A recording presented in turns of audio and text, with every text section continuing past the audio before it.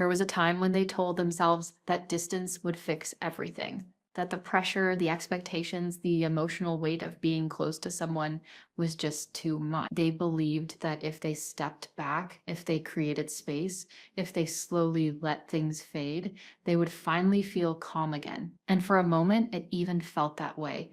The silence felt peaceful at first. The absence of emotional conversations, the absence of deep connection, the absence of someone asking how they really felt, it all felt like relief, like taking a deep breath after being underwater too long. They told themselves this was what they needed: freedom, space, independence, no one to disappoint, no one to get too close, no one to expect anything from them. But what they didn't realize was that silence has a second phase. And that phase doesn't feel peaceful at all, because eventually the quiet stops feeling like freedom and starts feeling like emptiness. At first, they distracted themselves. They filled their days with routines, with work, with scrolling, with conversations that didn't go too deep. They kept themselves busy enough to avoid thinking about what was missing. They told themselves they were fine. They told themselves they preferred it this way. But nights have a way of telling the truth. When everything slows down, when the noise fades, when the distractions run out, that's when reality starts creeping in.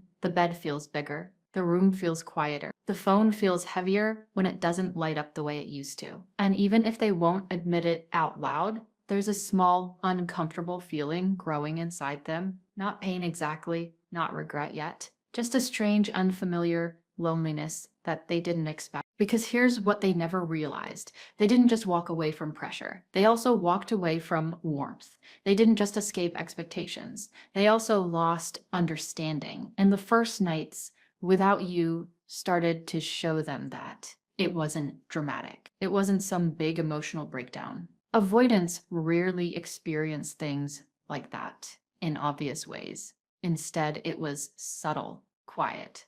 A moment where they reached for their phone out of habit, then paused. A thought that crossed their mind, like they would have laughed at this, or they would have understood the situation, and then the realization you weren't there anymore. And they tried to brush it off. They told themselves it was just habit, just routine, just a normal adjustment. They said to themselves, I'm better off this way. I don't have to worry about anyone else's feelings. I don't have to explain myself. I don't have to deal with emotional conversations. And for a while, that story felt true, because avoidants are very good at convincing themselves that independence is always better than connection. They learned that lesson early in life. Somewhere along the way, closeness started to feel risky. Vulnerability started to feel dangerous. Depending on someone started to feel like a trap. So they built this identity around being strong alone, around needing no one, around being emotionally self-sufficient. But independence, when it's real and healthy, doesn't feel cold. It doesn't feel empty. It doesn't feel like something is missing. And slowly, without even realizing it, they started to feel the difference. They started to notice that their independence didn't actually feel peaceful. It felt flat, like life had lost a certain color, like conversations felt more surface level, like laughter didn't last as long, like something important had quietly disappeared from their everyday life. They told themselves they were just adjusting, that this was normal, that everyone feels weird after a change. But the truth was, they were experiencing something they didn't know how to name. Because avoidants don't always recognize loneliness in the way others do. They don't sit there thinking, I miss them so much. Instead, it shows up as restlessness, as boredom, as irritation, as a strange sense that something just isn't right, even when everything looks fine on the surface. So they turned to distractions. They buried themselves in work. They spent more time on their phone. They watched more shows. They hung out with people who didn't ask deep questions. They tried new routines, new habits, new ways to keep their mind busy. And at first, it helped. The noise covered up the silence. The movement kept them from sitting with their thoughts. But distractions have limits, because no matter how busy someone is, there are always small moments where the truth slips through. A song comes on that reminds them of you. They pass by a place you once went together. Someone says something kind to them, and it triggers a memory of how you used to speak to them. And suddenly, there's that feeling again. That quiet, heavy awareness that something important is no longer there. And they start to realize that none of these distractions actually replace what they lost. Work doesn't replace emotional safety. Casual conversations don't replace deep understanding. Entertainment doesn't replace genuine connection. What they never realized is that you weren't just another person in their life. You were someone who created a space where they could exist without pretending, even if they didn't always show it, even if they sometimes pulled away, even if they acted like they didn't need it. That space mattered more than they understood at the time. Because with you, they didn't always have to explain themselves. You noticed their moods. You gave them time when they needed it. You didn't push in ways that felt suffocating. You tried to understand the parts of them they kept hidden from everyone else. And now, in your absence, they're starting to see the difference. Because the world without you feels more mechanical, more distant, more transactional. Conversations feel shorter. People feel less patient. Interactions feel more conditional. And slowly, a thought starts forming in the back of their mind, not loud enough to scare them, but strong enough to linger.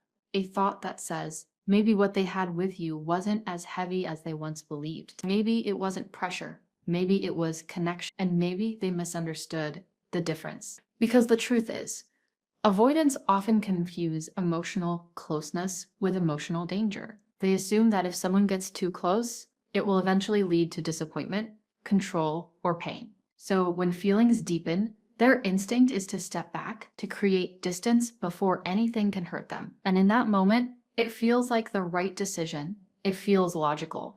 It feels safe. But what they don't see is what they're leaving behind. They don't see how rare it is to find someone who genuinely cares without trying to control them. They don't see how uncommon it is to find someone who respects their need for space while still offering warmth.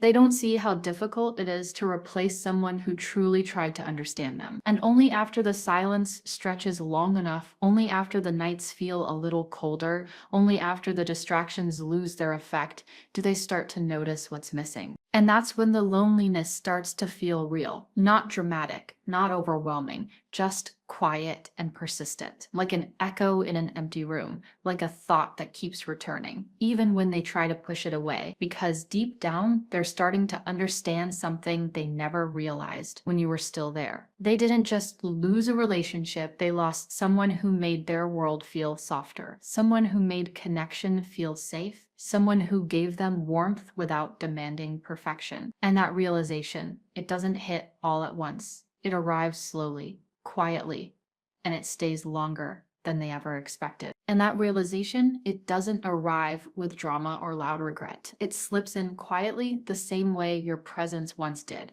There was no big moment where they suddenly understood everything. Instead, it was a series of small, almost invisible shifts inside them. A subtle awareness that something used to feel different, something used to feel calmer, safer, easier. And they start to look back, not in a dramatic, emotional way, but in the quiet corners of their mind. And when they do, they begin to see something they never noticed before, the safety they once had with you. It wasn't the kind of safety they openly admitted.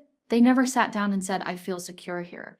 Avoidants rarely talk like that. Instead, it showed up in other ways. It showed up in how they could sit next to you in silence without feeling pressure, and how they didn't have to constantly perform or impress, and how they could have bad days and still feel accepted. They didn't notice it then because it didn't feel dramatic. It didn't feel intense. It just felt normal. And that's exactly why they took it for granted. Because when something feels consistently calm and steady, it doesn't stand out in the moment. It only stands out when it's gone. Now, as they move through their days, they start noticing the contrast. Conversations feel different. People feel different. The emotional tone of their life feels sharper, colder, less forgiving. They find themselves being more guarded, more reserved, more careful about what they say and how they act. And without realizing it, they start missing the one place where they didn't have to do that. The one connection where they could lower their guard, even just a little. And this is when another truth begins to surface. The emotional wall they built to protect themselves, it didn't just keep pain out. It also kept connection out. It kept warmth out. It kept the one person who was trying to reach them out. And at the time, that wall felt necessary. It felt smart. It felt like self-protection. But now, in the quiet of their own company, that same wall starts to feel like a prison. Because the thing about emotional walls is that they don't just block one direction. They don't only keep others from coming in, they also keep the person inside from reaching out. And that's exactly what they're starting to feel, a kind of emotional isolation that they didn't expect. They thought distance would bring relief. They thought space would feel empowering, but instead it feels lonely in a way they can't easily explain. There's a moment that often comes and it's different for everyone. Sometimes it's a quiet Sunday afternoon. Sometimes it's a long drive alone. Sometimes it's a random evening where nothing feels particularly wrong, but nothing feels right either. And in that moment, the loneliness hits a little harder than usual. Not as a dramatic wave, but as a heavy awareness. An understanding that the person who once cared deeply is no longer part of their daily life. And for the first time, they stop and really feel that absence. They might not say, "I miss them." Avoidants don't always use those words. Instead, it shows up as a quiet thought. Things felt easier back then. Or there was someone who understood me. And that thought lingers longer than they expect because now they're starting to see something important. The difference between space and loss, when they pulled away, they told themselves they just needed breathing room. They convinced themselves they weren't losing anything important. They thought the connection would always be there in the background or that it wasn't as meaningful as it seemed. They believed they were simply creating space, not ending something valuable, but time has a way of revealing the truth. And the truth is, space is temporary. Loss is different. Loss has weight. Loss has permanence. Loss changes the emotional landscape in a way space never. And now they're starting to feel that difference because the space they once craved has turned into a quiet emptiness. The breathing room they wanted now feels like a room with no one in it. And they start to question something they never questioned before. Did they really need distance, or did they just need understanding? Did they actually want to leave, or were they just afraid of how much they were starting to feel? These questions don't come with clear answers. Avoidants rarely sit down and analyze their emotions in a direct way. Instead, these realizations show up in fragments, in memories, in comparisons, in quiet reflections they don't even notice they're having, and those reflections almost always lead back to you. They start remembering the small things, not the big emotional conversations or the dramatic moments. It's the simple, everyday things that come back first. The way you listened without interrupting, the way you noticed when something felt off, even when they didn't say anything, the way you gave them space without making them feel abandoned, the way you accepted their quiet days without demanding explanations. And that's when another realization begins to form. The things you did weren't common. Not everyone has that kind of patience. Not everyone has that kind of emotional awareness. Not everyone stays calm when someone pulls away. Most people meet with anger or pressure or emotional ultimatums. But you didn't. You tried to understand. You tried to stay gentle. You tried to create a space where they could exist without fear. And now, as they interact with other people, they start to feel the difference. They notice how quickly others take things personally, how fast people expect responses, reassurance, or emotional intensity. They notice how rare it is to find someone who doesn't demand constant closeness. And slowly, a quiet thought starts to settle in their mind. Maybe what they had with you wasn't ordinary. Maybe it was something rare. But instead of expressing that realization, they keep it to themselves because pride is still there. Fear is still there. The emotional wall hasn't disappeared overnight. It's just starting to show cracks. And through those cracks, memories of you keep slipping in. The warmth of your presence, the patience in your voice, the way you stayed, even when they were hard to reach. And that's when the loneliness begins to take on a different shape. It's no longer just a vague emptiness, it becomes something more specific. It becomes the absence of you, the absence of the one person who made them feel quietly safe, the absence of the one person who didn't force their heart open, but gently waited for it. And deep down, even if they won't admit it, they're starting to realize something they never understood when you were still there. You weren't just someone who loved them. You were someone who made their world feel softer. And now without that softness, everything feels a little colder than they expected. And now without that softness, everything feels a little colder than they expected. It's not something they say out loud. It's not even something they fully admit to themselves, but there's a quiet awareness growing inside them. A realization that the emotional atmosphere of their life has changed. The warmth that once existed in the background is no longer there. The comfort they once felt without even noticing it has disappeared, and now in its place, there's a kind of emotional distance that feels heavier than they thought it would. They start to think about the way you used to communicate. Not just the words you said, but the way you understood things that were never spoken. Because with you, they didn't always have to explain themselves. You picked up on their moods, you noticed the shifts in their tone, you sensed when they needed space, and when they needed quiet support, you spoke an emotional language that didn't rely on constant words, and that kind of understanding is rare, especially for someone who struggles to express what they feel. Most people expect clarity. Most people want explanations. They want reassurance. They want emotional consistency.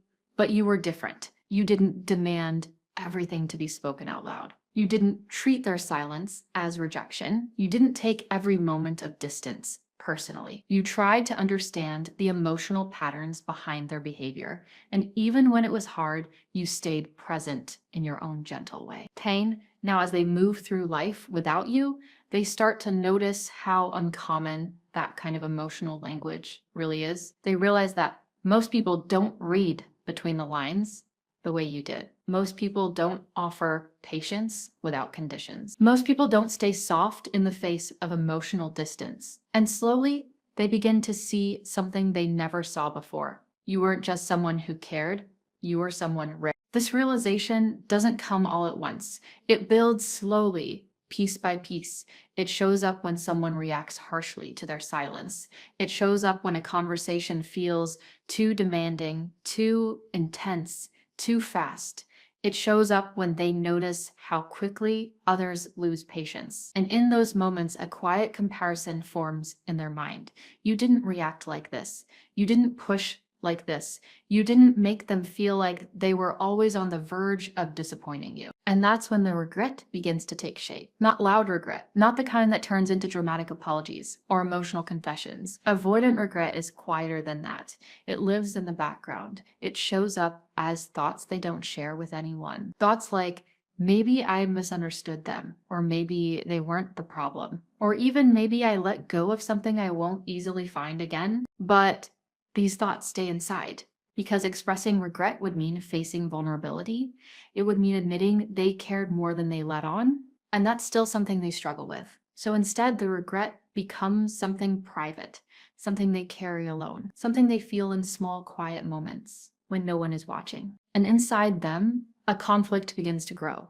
A silent tug of war between two parts of their personality. One part still wants connection, still remembers the warmth, still thinks about the safety they once felt with you. But the other part is still afraid, still cautious, still convinced that getting too close will eventually lead to pain or loss of control. And these two parts don't easily agree with each other. There are moments when they feel the urge to reach out, moments when your name crosses their mind, or when a memory feels too strong to ignore. In those moments, their heart leans toward connection. It whispers, maybe you should say something, maybe you should check in, maybe they'd understand. But almost immediately, the other voice appears. The voice of pride, the voice of fear, the voice that says, what if they don't respond the way you hope? What if they've moved on? What if you look weak? And just like that, the moment passes, the urge fades, the phone stays still, the message remains unwritten. Because for avoidance, pride is often a shield. It protects them from situations where they might feel rejected, exposed, or emotionally dependent. And even when they miss you, that shield is hard to put down. So instead of reaching out, they stay silent. They tell themselves it's better this way. They convince themselves that time will take care of everything, that the feelings will fade, that the memories will lose their intensity. But what they don't realize is that silence doesn't always erase emotions. Sometimes it just gives them more space to grow. And in that silence, they start learning emotional lessons they never expected. because loneliness has a way of teaching things that comfort never does. It forces reflection. It creates moments of stillness where distractions can't reach. And in those moments, they begin to see patterns in their own behavior. They start to notice how often they've pulled away from closeness, how often they've chosen distance over vulnerability, how often they've walked away from people who were trying to care. These realizations don't come with clear labels like attachment style or emotional defense mechanisms. Instead, they show up as simple thoughts. Thoughts like, why do I always leave when things start to feel real? Or why does closeness make me uncomfortable, even when the person is kind? And even though they may not fully understand the answers, the questions themselves start to change something inside them. They begin to see that their need for distance isn't always about the other person. Sometimes it's about their own fear of being known too deeply, their fear of being depended on, their fear of losing control over their own emotional world. And when they look back at the connection they had with you, they start to see it differently. They start to realize that you weren't trying to trap them. You weren't trying to control them. You were just trying to love them in a way that felt safe and steady. And that's when your memory begins to take on a new meaning in their mind. They don't just remember the arguments or the moments where they felt overwhelmed. They start remembering the softer parts, the way you smiled at them when least expected it, the way you respected their quiet moods, the way you stayed even when they were hard to reach.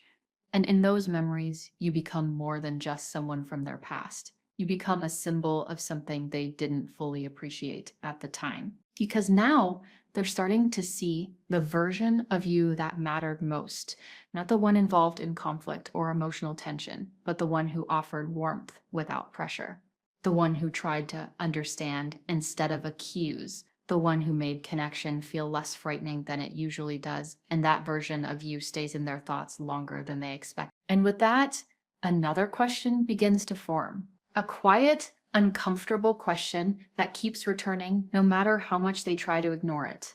What if I pushed away the one person who truly saw me? It's not a question they like to sit with. It makes them feel exposed. It makes them feel uncertain. But it keeps coming back. Because deep down, they're starting to realize that what they had with you wasn't ordinary, and losing something rare always leaves a mark, even on the most guarded hearts. And losing something rare always leaves a mark, even on the most guarded hearts. It may not look like regret in the way most people imagine it. There are no dramatic confessions, no long emotional messages, no sudden breakdowns. With them, everything happens quietly, internally, almost invisibly. But something is changing inside them, whether they admit it or not. The loneliness they once ignored is starting to soften parts of them that used to feel untouchable. The emotional armor they built over the years is no longer as solid as it once was. It hasn't shattered, but it's not as rigid, not as cold. Because when someone spends enough time alone with their thoughts, without the comfort of the person who once cared deeply, they start to feel things they used to avoid. They start noticing how quiet everything feels. Not peaceful quiet, but the kind of quiet that reminds them there's no one waiting to hear about their day, no one checking in just to make sure they're okay, no one who truly sees the small shifts in their mood. And in that quiet, their defenses begin to loosen little by little. They may not call it growth, they may not even recognize it as change. But the loneliness is teaching them something. It's showing them that independence without connection doesn't feel as powerful as they once believed. It's showing them that emotional distance doesn't always protect them from pain. Sometimes it creates a different kind of pain, a quieter one, a slower one, but a deeper one. And in those quiet moments, your memory keeps returning, not as a sharp regret, not as a painful reminder, but as something softer, warmer, almost comforting. Because when they think about you now, they don't just see the moments where they felt overwhelmed. They start to see the moments where they felt understood. They remember the way you spoke to them during their quiet days, the way you didn't rush them, the way you didn't demand emotional performances, the way you accepted their slower pace, even when it wasn't easy. And those memories begin to reshape how they see the past. What once felt like pressure now looks more like patience. What once felt like emotional weight now feels more like emotional support. And slowly, the version of you that lives in their memory becomes clearer. It's not the version tied to conflict or fear. It's the version who offered warmth. The version who made them feel safe without asking them to be someone they weren't. The version who stayed gentle, even when their walls were high. They start replaying certain moments in their mind. Small ones, quiet ones, the kind that didn't seem important at the time. A conversation where you listened more than you spoke. A day where you gave them space without making them feel guilty. A moment where you showed care without expecting anything in return. And now those moments feel bigger than they did before. Because now they understand something they didn't understand then. You weren't just another person in their life. You were someone who made emotional closeness feel less threatening. Someone who created a space where they didn't have to constantly protect themselves. Someone who offered connection without control. And that realization doesn't come without discomfort. Because once they see it, they can't unsee it. The question keeps returning. What if I lost someone I wasn't supposed to lose? It lingers in their mind, especially during the quiet hours. And even if they try to distract themselves, even if they try to stay busy, the thought finds its way back. At the same time, something inside them is shifting. The loneliness is no longer just emptiness. It's becoming a kind of teacher. It's forcing them to look at their patterns, to look at how often they've walked away when things started to feel real, to look at how their fear of closeness may have cost them something meaningful. And this internal shift is slow, almost invisible. There are no sudden transformations, no dramatic personality changes, but there's a subtle softening, a quiet awareness that maybe, just maybe, connection isn't the enemy they always believed it was. They may still feel fear. They may still struggle with vulnerability, but the loneliness is showing them that emotional walls come with a price. And that price is the absence of warmth, the absence of understanding, the absence of the one person who once made their world feel softer. And as they sit with that realization, another thought begins to form, a quieter one, but deeper. They start to wonder what you're doing now, whether you've moved on, whether someone else is giving you the warmth you once gave them. And that thought carries a strange mixture of emotion. Not jealousy exactly, not regret in the traditional sense, just a quiet sadness mixed with the awareness that they might have let something rare slip away. Because now they see you differently. They see the patience you had, the understanding you offered, the emotional safety you created, and they realize that not everyone is capable of giving that. Not everyone knows how to stay soft in the face of emotional distance. Not everyone knows how to love someone who struggles to open up. And this is the realization that changes everything inside them. You weren't just someone who loved them. You were someone who made them feel safe in a way they didn't even recognize at the time. You were someone who gave them space without abandoning them. Someone who understood their silence without turning it into conflict. Someone who made connection feel gentle instead of overwhelming. And now, in your absence, they feel the difference. They feel how rare that kind of connection really was. They feel the emptiness where your understanding used to be. They feel the quiet echo of a presence that once made their world feel warmer. They may not reach out. They may not say anything. They may continue to carry their pride and their fear. But deep down, something inside them has changed. Because once someone experiences a connection that feels safe, truly safe, it leaves an imprint. And even if they walk away from it, even if they hide behind their walls, that imprint doesn't disappear. It stays with them, in their thoughts, in their memories, in the quiet moments when they finally stop running from their own emotions. And in those moments, they begin to understand the truth they never saw before. You weren't just a chapter in their life. You were a rare kind of present, the kind that doesn't come around often, the kind that quietly changes a person even after you're gone.